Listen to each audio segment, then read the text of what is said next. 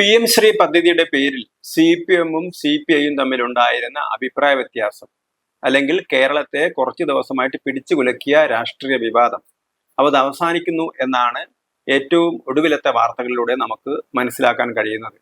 CPI-യുടെ ആവശ്യം PM ശ്രീ പദ്ധതി അത് BJP സർക്കാർ കൊണ്ടുവന്ന ദേശീയ വിദ്യാഭ്യാസ നയത്തിന്റെ ഭാഗമായിട്ടുള്ള പദ്ധതിയാണ്.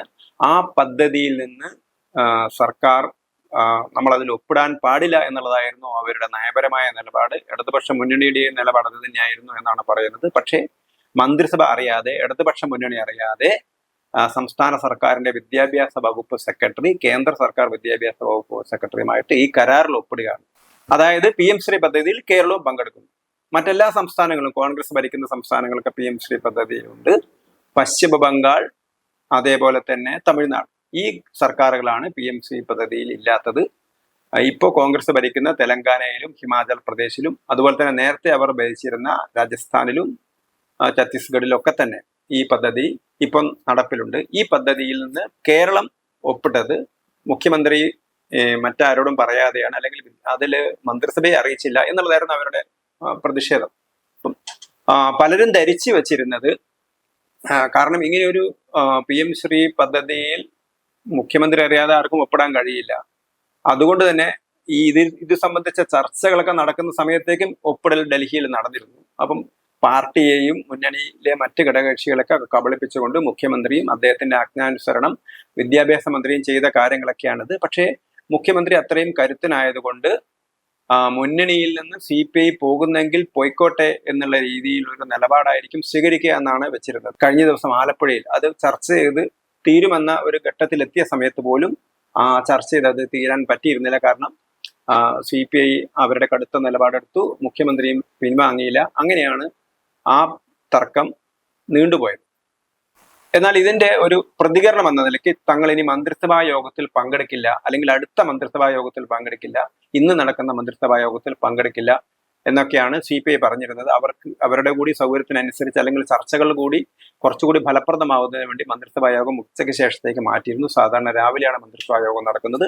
ഇപ്പൊ നമുക്ക് കിട്ടിയിരിക്കുന്ന വാർത്ത 3 ഉറപ്പുകളാണ് CPM നേതൃത്വം CPIക്ക് കൊടുത്തിരിക്കുന്നത്. ഒന്ന്, ഇത് സംബന്ധിച്ച് കത്തെഴുതും, നിബന്ധനകൾ തങ്ങൾ നടപ്പിലാക്കില്ല, കേന്ദ്രത്തിന് കത്തെഴുതും. അതേപോലെ തന്നെ ഇത് പുനഃപരിശോധിക്കാനും അല്ലെങ്കിൽ ഇതിന്റെ മേൽനോട്ടത്തിനുമായിട്ടൊരു മന്ത്രിസഭ ഉപസമിതി രൂപീകരിക്കും. അങ്ങനെയുള്ള 3 കണ്ടീഷൻസിന്റെ അടിസ്ഥാനത്തിൽ CPI ഇപ്പം വീണ്ടും മന്ത്രിസഭാ യോഗത്തിൽ CPIയുടെ മന്ത്രിമാർ പങ്കെടുക്കും എന്നുള്ള വിവരങ്ങളാണ് നമുക്ക് പുറത്തു വരുന്നത്. ഏതായാലും 2 പാർട്ടികളും തമ്മിലൊരു തർക്കം അവസാനിച്ചിരിക്കുന്നു. പക്ഷേ ഈ പ്രശ്നം അവസാനിക്കുമോ എന്നുള്ളതാണ് കാര്യം. കാരണം സംസ്ഥാന സർക്കാർ തന്നെ ഒപ്പുവെച്ച PM ശ്രീ പദ്ധതിയിൽ നിന്ന് ഇനി കത്ത് കൊടുത്താൽ സംസ്ഥാന സർക്കാരിന് പിൻവാങ്ങാൻ കഴിയുമോ? കഴിയില്ല എന്ന് തന്നെയാണ് ആ PM ശ്രീ പദ്ധതിയുമായിട്ട് ബന്ധപ്പെട്ട രേഖകളൊക്കെ തന്നെ വ്യക്തമാക്കുന്നത്. കേന്ദ്ര സർക്കാരിന് വേണമെങ്കിൽ പദ്ധതിയിൽ നിന്ന് പിൻവാങ്ങാം, അല്ലെങ്കിൽ കരാറിൽ നിന്ന് പിൻവാങ്ങാം. പക്ഷേ സംസ്ഥാന സർക്കാരിന് കരാറിൽ നിന്ന് പിൻവാങ്ങാൻ കഴിയില്ല.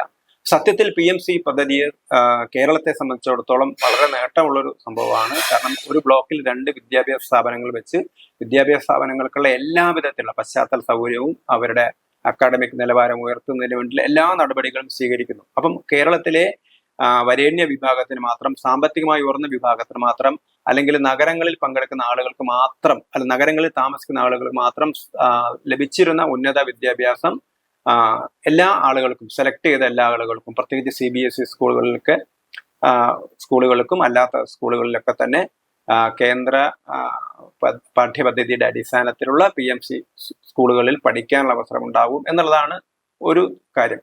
രണ്ടാമത്തത്, കേരളത്തിലെ ആളുകളൊക്കെ തന്നെ, അല്ലെങ്കിൽ കേരളത്തിലെ ഭരണകക്ഷിയും പ്രതിപക്ഷങ്ങളൊക്കെ തന്നെ ദേശീയ വിദ്യാഭ്യാസ നയത്തെ എതിർക്കുകയാണ്. അപ്പൊ നമ്മളെ നാട്ടിലെ ഒരു മെക്കാളയ വിദ്യാഭ്യാസ സമ്പ്രദായമാണ് ഉണ്ടായിരുന്നത്. ഈ രാജ്യം ഭരിക്കാൻ പുറത്തുനിന്ന് വന്ന ബ്രിട്ടീഷുകാർ അവർക്ക് ആവശ്യമായ ആളുകളെ തയ്യാറാക്കാനുള്ള വിദ്യാഭ്യാസ പദ്ധതി ഉണ്ടായിരുന്നത്. അതിനു പകരം ഒരു ഇന്ത്യനൈസ്ഡ് ആയിട്ടുള്ള വിദ്യാഭ്യാസ പദ്ധതിയാണ്, അല്ലെങ്കിൽ ആളുകളുടെ സ്കില്ലുകൾ വർദ്ധിപ്പിക്കുന്ന, ക്രിയാശേഷി വർദ്ധിപ്പിക്കുന്ന, കഴിവുകൾ വർദ്ധിപ്പിക്കുന്ന, പരമാവധി പശ്ചാത്തല സൗകര്യം ഒരുക്കുന്ന ഒരു വിദ്യാഭ്യാസ പദ്ധതിയാണ് ദേശീയ വിദ്യാഭ്യാസ നയം. ഇതിനെ എന്തുകൊണ്ടാണ് എതിർക്കുന്നത് എന്നുള്ളതിനെ കുറിച്ചും വ്യക്തമായിട്ട് അവർ പറയുന്നില്ല എന്നുള്ളതാണ് കാര്യം. അവർ പരക്കെ പറയും, ചിലപ്പം അത് ഗോമൂത്രം കുടിക്കണം എന്നൊക്കെ പറയും. സത്യത്തിൽ അങ്ങനെയൊന്നും പാഠപുസ്തകങ്ങളിലേ ഇല്ല. അതൊക്കെ ഒരു പ്രചരണത്തിന് വേണ്ടി ഉണ്ടാക്കിയിരിക്കുന്നതാണ്. നമ്മുടെ നാടിന്റെ ശാസ്ത്ര പാരമ്പര്യത്തെക്കുറിച്ചൊക്കെ അഭിമാനം ഉണ്ടാക്കിയും അതേസമയത്ത് ആധുനിക ശാസ്ത്ര പഠനത്തെ പ്രോത്സാഹിപ്പിക്കുന്ന രീതിയിൽ തന്നെയാണ് എല്ലാ വിദ്യാഭ്യാസ പദ്ധതികളും. നമ്മുടെ ഒരു ലോക കമ്പോളത്തിൽ, നമ്മുടെ മത്സരത്തിൽ നമ്മുടെ കുട്ടികളുടെ കഴിവിനെ വർദ്ധിപ്പിക്കുന്ന രീതിയിൽ, പ്രത്യേകിച്ച് ഇപ്പൊ നമ്മുടെ റിസോഴ്സിനെ വാല്യൂ ആഡഡ് പ്രോഡക്ട്സ് ആക്കി മാറ്റിക്കൊണ്ടുവരാനുള്ള കഴിവ് നമ്മുടെ ആളുകൾ, ലോക വിപണിയിൽ നമുക്ക് മത്സരിക്കാനുള്ള ഒരു കഴിവുണ്ടാക്കിയെടുക്കുക. അതേപോലെ തന്നെ നമ്മുടെ ശാസ്ത്ര സാങ്കേതിക ത്വര വർദ്ധിപ്പിക്കുക, അവരുടെ വിനിമയശേഷി വർദ്ധിപ്പിക്കുക, അവരുടെ ചിന്താശേഷി വർദ്ധിപ്പിക്കുക, അവരുടെ ക്രിയാശേഷി വർദ്ധിപ്പിക്കുക. അതിനനുസരിച്ചുള്ള പദ്ധതികളാണ് ഈ ദേശീയ വിദ്യാഭ്യാസ പദ്ധതി കൊണ്ടുവന്നിരിക്കുന്നത്. അത് 2017 കസ്തൂരി രംഗനെ പോലുള്ള വിദഗ്ധർ ഇന്ത്യയിലെ മറ്റ് വിദ്യാഭ്യാസ വിദഗ്ധരൊക്കെ ആയിട്ട് ചർച്ച ചെയ്ത് 2 വർഷത്തെ തയ്യാറെടുപ്പിന് ശേഷം 2019 വിദ്യാഭ്യാസ പദ്ധതി തയ്യാറാക്കിയത്. അത് 2020 പാർലമെന്റ് നിയമമായിട്ട് അംഗീകരിച്ചു.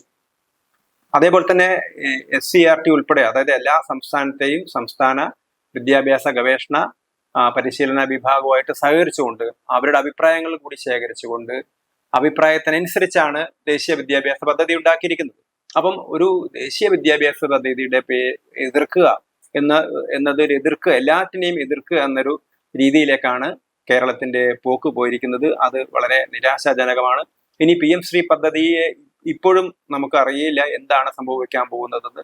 2 രാഷ്ട്രീയ പാർട്ടികൾ തമ്മിലുള്ള പൊളിറ്റിക്കലായിട്ടുള്ള ഡീലിന് വേണ്ടിയിട്ട് കേരളത്തിലെ വിദ്യാർത്ഥികളുടെ ഭാവിയെ ഇല്ലാതാക്കുന്ന, അല്ലെങ്കിൽ വളർന്നു വരാനുള്ള അവരുടെ അവസരത്തെ ഇല്ലാതാക്കുന്ന ഒരു നിലപാടാണ് കേരളത്തിലെ സർക്കാർ സ്വീകരിച്ചിരിക്കുന്നത്. ഒരുപക്ഷെ രാഷ്ട്രീയ സമ്മർദ്ദത്തിന്റെ പേരിലായിരിക്കും. കാരണം ഇതേ വിദ്യാഭ്യാസ മന്ത്രി തന്നെ, കേരളത്തിന്റെ വിദ്യാഭ്യാസ മന്ത്രി തന്നെ പത്രപ്രവർത്തകരോട് ചോദിച്ചാണ്, നിങ്ങൾ ഇതാണ് ദേശീയ വിദ്യാഭ്യാസ നയം, നിങ്ങൾ നോക്കൂ, ഇതിനകത്ത് എന്ത് കുഴപ്പമാണുള്ളത് നിങ്ങൾ പറയൂ എന്നാണ് അദ്ദേഹം പറഞ്ഞത്.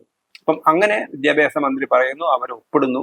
ആ ഒപ്പിടുന്നതിൽ നിന്ന് അവർ പിൻവാങ്ങുന്നു എന്ന് പറയുന്ന സമയത്ത് അത് കേരളത്തിലെ വിദ്യാർത്ഥികളോടുള്ളൊരു വഞ്ചനയായിട്ട് മാത്രമേ നമുക്ക് കണക്കാക്കാൻ കഴിയൂ. ഇനി ഇതും ഒരു ഒത്തുതീർപ്പാണോ എന്നറിയില്ല. കാരണം തൽക്കാലം ഒരു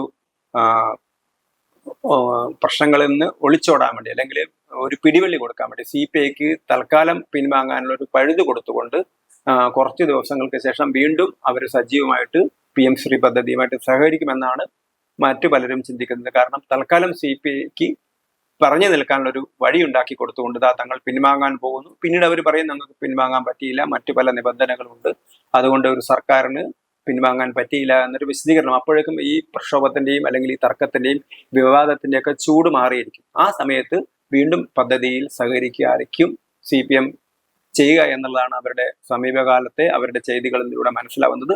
ഒരു ഭാഗത്ത് ഒരുപക്ഷെ ഈ ഒരു പ്രശ്നത്തിന്റെ പേരിൽ മന്ത്രിസഭ ഉടക്കി പിരിയരുത്, അല്ലെങ്കിൽ ഒരു മുന്നണി ഇല്ലാതാവരുത്, അല്ലെങ്കിൽ മുന്നണിയിലെ പ്രധാനപ്പെട്ട ഒരു ഘടകകക്ഷി അത് പുറത്തു പോകരുത് എന്നുള്ള നിർബന്ധ ബുദ്ധി ഒരുപക്ഷെ CPMന് ഉണ്ടാകാം. അതുകൊണ്ട് തന്നെയാണ് പിണറായി വിജയൻ അല്പമെങ്കിലും വഴങ്ങിക്കൊടുത്തത് എന്നാണ് നമുക്ക് മനസ്സിലാക്കാൻ കഴിയുന്നത്.